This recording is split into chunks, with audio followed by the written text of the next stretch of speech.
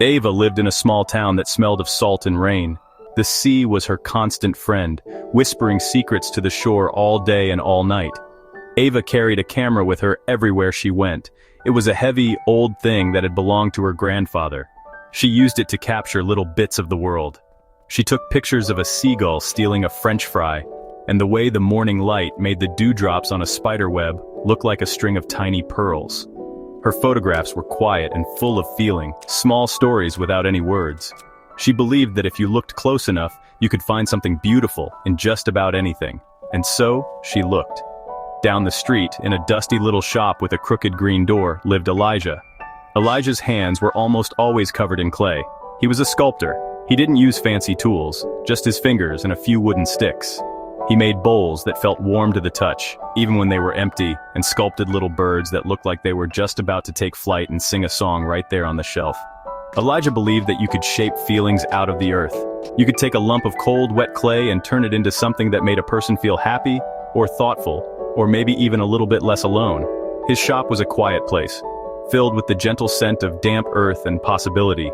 Ava and Elijah knew of each other, the way people in small towns do. They would nod when they passed on the cobblestone street. Ava would sometimes peek into Elijah's window and admire the graceful shapes he made.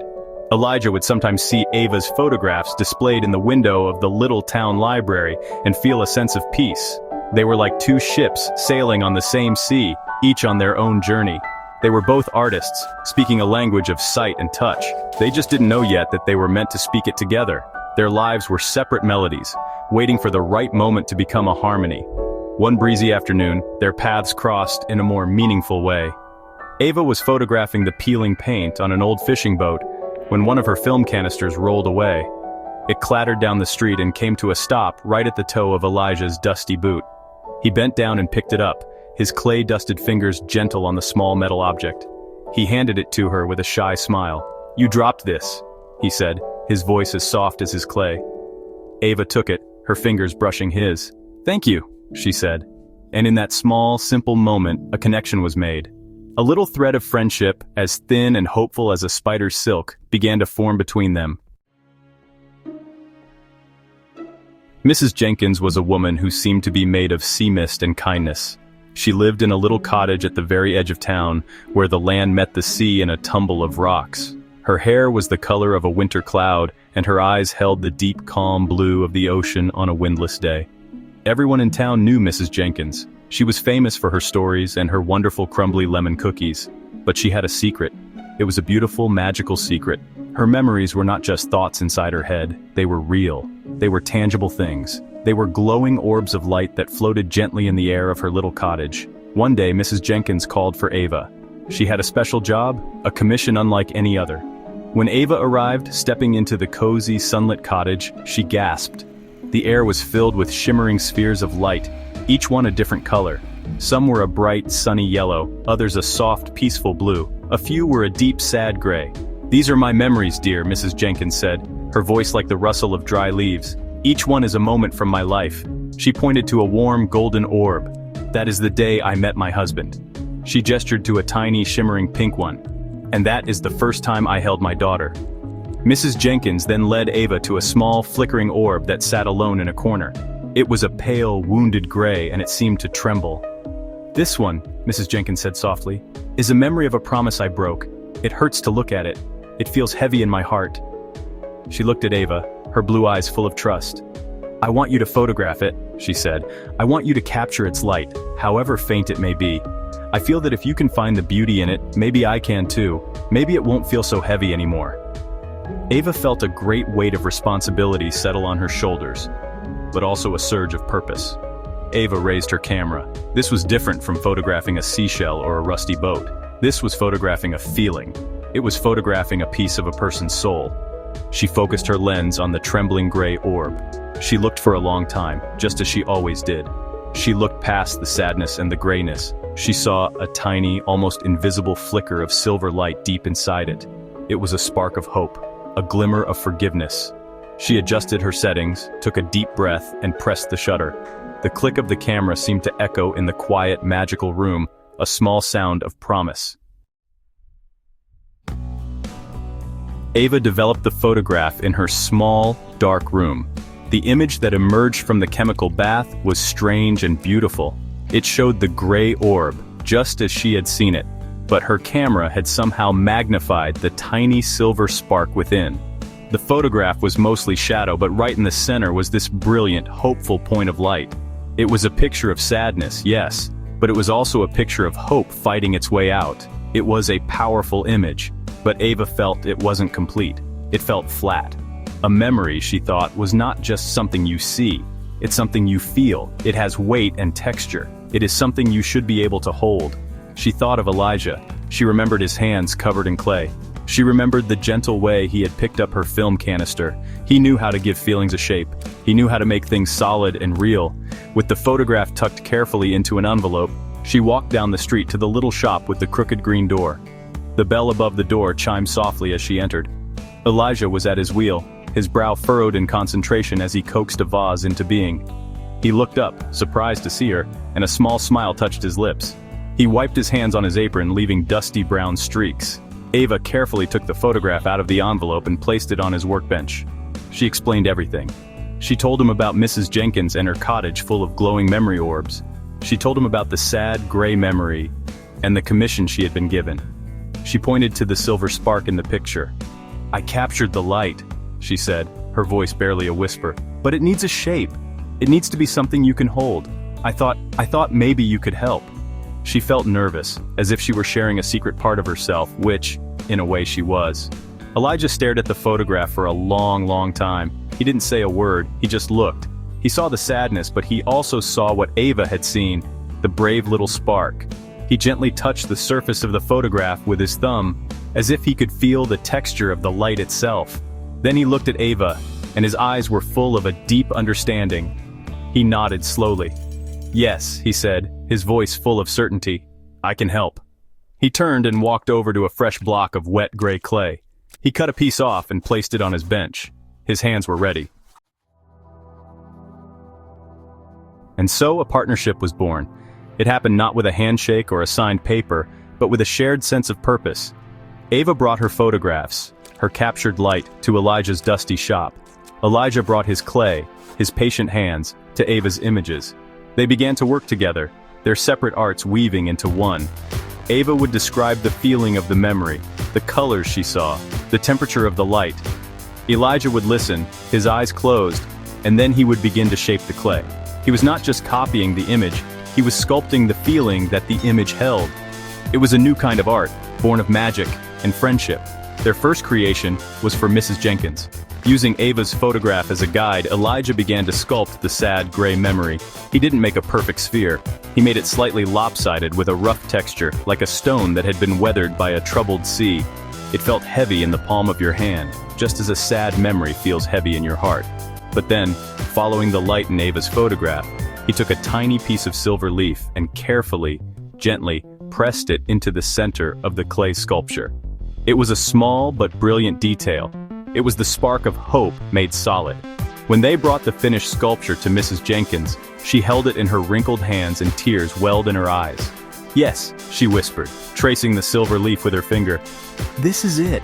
This is how it feels." She looked from the clay sculpture to the glowing gray orb, which still floated in the corner of her room. As she looked, a change began to happen. The orb's trembling seemed to lessen. The gray light softened and the tiny spark of silver within it grew a little brighter, a little stronger. It was as if seeing the memory outside of herself, held and understood, had begun to heal it. Word of what they had done for Mrs. Jenkins spread through the small seaside town, carried on whispers like the salty breeze. People started coming to the little shop with the crooked green door. It was no longer just Elijah's sculpture shop. It became something new. They called it the Memory Studio. It was a place where light and earth met. It was a place where you could bring your heaviest memories, the ones that hurt to carry alone. Ava and Elijah, the girl with the camera and the boy with the clay, had created a safe harbor for the heart, a place of mending. People came to the Memory Studio one by one. They came shyly at first, holding their stories close, like something fragile. A fisherman came with the memory of a storm that had taken his brother's boat. He spoke of his guilt, a memory that was jagged and sharp, like broken glass. Ava listened intently. She didn't take a picture of the man's face, but of his hands, gnarled and clenched as he spoke. Her photograph captured the tension and the pain in every line of his skin. Elijah then took that photograph and sculpted a piece of clay that was all sharp angles and rough edges, a shape that was, well, uncomfortable to hold. But deep within a crevice, he placed a tiny, smooth, water-worn pebble, a symbol of the love that remained. Then a young woman came next. She carried the memory of a harsh word spoken in anger to her mother, a word she could never take back. Her memory, she said, was a hollow, empty feeling. Ava photographed the empty chair where her mother used to sit, capturing the lonely afternoon light that filled the space. Elijah saw the photograph and understood. He sculpted a beautiful hollow bowl. It was delicate and fragile, but on the inside he painted a single tiny wildflower, a sign of the forgiveness she longed to give herself. Holding the bowl, the woman wept, her tears filling the hollow space, and for the first time, she felt a sense of peace. Each person who came to the studio brought a different kind of pain. They brought memories of loss, of regret, of fear, and of loneliness. And for each one, Ava and Elijah worked together. They listened with their whole hearts. Ava would find the light, however small, and capture it with her camera. Elijah would take that light and give it form, weight, and texture. They were not erasing the memories. They were not pretending the sadness didn't exist. Instead, they were helping people to hold their memories in a new way. They were helping them see the flicker of hope, the smoothness of love, the possibility of forgiveness within the pain. The studio changed the town. It became a place of pilgrimage, a place of quiet courage. You would see people walking away from the little shop, carefully holding a small, sculpted object. They held it like a precious thing, and you could see a change in their faces. A little bit of the weight was gone from their shoulders. A little more light was in their eyes. The Memory Studio was not just making art. It was mending the broken pieces of people's hearts. It was helping them to reshape their own stories, one memory at a time. The whole town started to feel a little lighter, a little more hopeful. As Ava and Elijah continued their work, they started to notice something strange. Sometimes a person would come in with a memory that felt familiar. A young man described his grandfather's sadness over a lost love, and the feeling he described was the same deep blue ache that an elderly woman had described weeks before. A memory of a love she herself had lost at sea. It was as if the memories were connected, like invisible threads running through the town, linking one person's story to another's. They were seeing echoes and reflections in the stories people brought to their studio door. One evening, as a storm gathered over the sea, Ava and Elijah walked along the beach. They were talking about the strange connections they were seeing in their work. The waves crashed on the shore and the wind whipped their hair. In the distance, the old lighthouse at the edge of the point began to shine its powerful beam, cutting a path through the growing darkness. It was a steady, rhythmic pulse of light, on, then off, on, then off. It was a comforting, constant presence, a guardian against the storm. It was then that they both thought of Mrs. Jenkins. They realized they hadn't seen her in weeks, not since they had brought her the first sculpture. Worried, they decided to walk to her cottage at the edge of the sea, the one that stood in the shadow of the great lighthouse. As they approached, they saw that the light from her windows was brighter than usual. It wasn't the warm, gentle glow of a lamp. It was a swirling, shimmering light like a captured aurora borealis. The air around the cottage hummed with a soft, gentle energy. They looked at each other, their hearts beating a little faster. They knew they were about to discover the secret that lay at the heart of it all. They pushed open the cottage door and stepped inside. The sight that met their eyes made them both gasp. The room was no longer just filled with Mrs. Jenkins' memories. It was filled with thousands, maybe millions of glowing orbs. They swirled around the room like a galaxy of souls. There were orbs of every color imaginable. Bright, joyous golds, deep, contemplative indigos, fiery, angry reds, and soft, peaceful greens. And in the center of it all, standing calm and serene, was Mrs. Jenkins.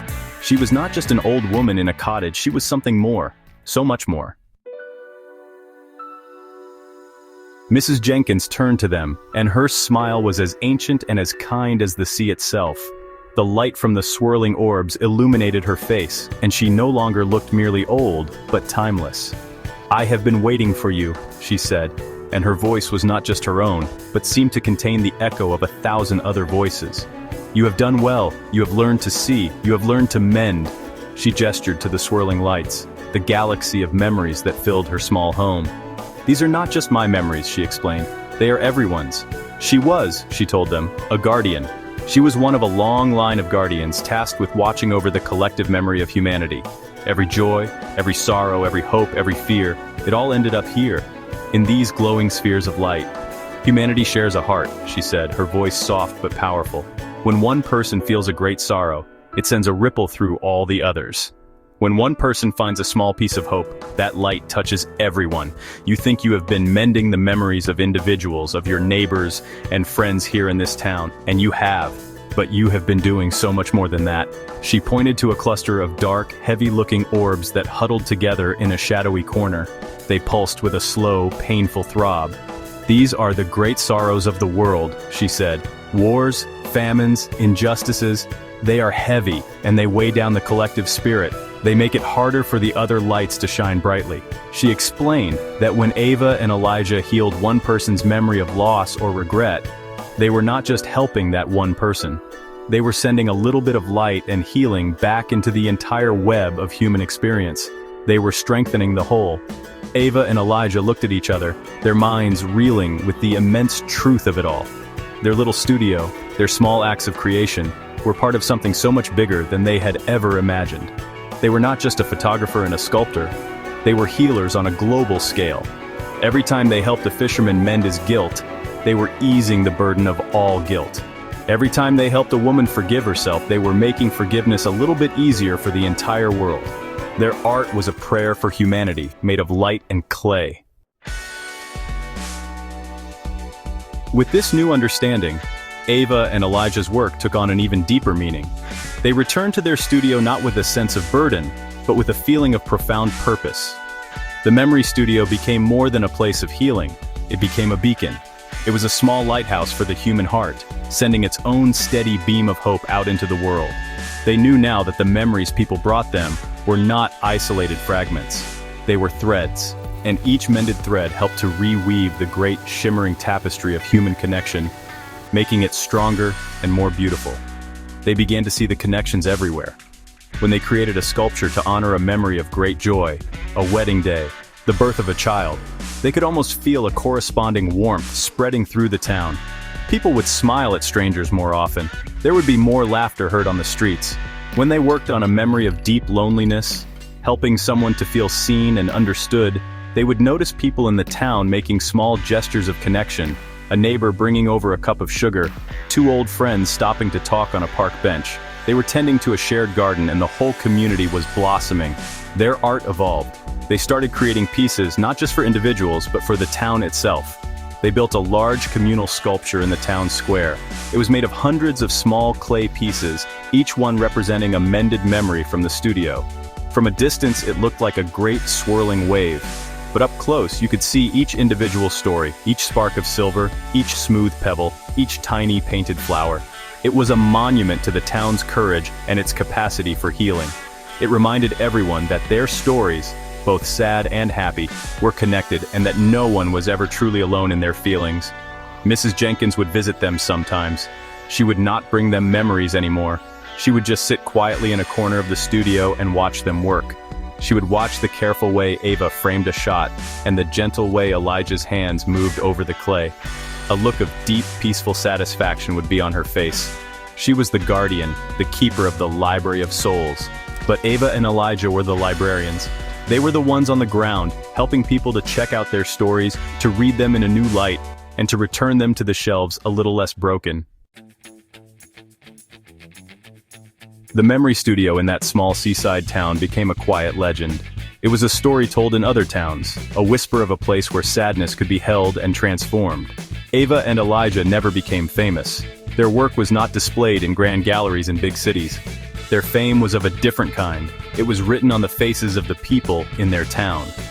It was felt in the lightness that had settled over the community. It was the quiet, steady fame of a job well done, of a purpose fulfilled. They were sculptors, not just of clay, but of hope. Ava still carried her camera everywhere, but now she saw the world differently. She saw not just isolated moments of beauty, but the invisible threads that connected them all. She saw the shared humanity in the eyes of a laughing child and a weary old man. Her photographs became imbued with this deep sense of connection, a feeling of belonging to a great and complex family. Her art was a love letter to the world, capturing the light she now knew was present in every single moment, no matter how dark it seemed. Elijah's hands were still always covered in clay, but his work now held a new wisdom.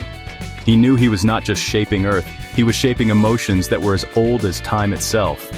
When he sculpted a form to represent courage, he felt the courage of generations. When he shaped a piece to honor love, he felt the strength of every love story ever told. His sculptures were no longer just beautiful objects. They were anchors. They were small, solid reminders that every human feeling is shared, and that in this sharing there is immense strength and comfort. And so, the girl with the camera and the boy with the clay continued their work. They knew that there would always be new sorrows. There would always be pain and regret in the world. But they also knew that there would always be hope. There would always be a tiny spark of light waiting to be found. There would always be a possibility for mending. Their story was a simple one, like a seashell found on the shore, but it held the sound of the entire ocean. It was a story that proved that, with a little bit of creativity, a lot of heart, and the courage to look at the broken things, we can help heal not just one person, but each other, all of us.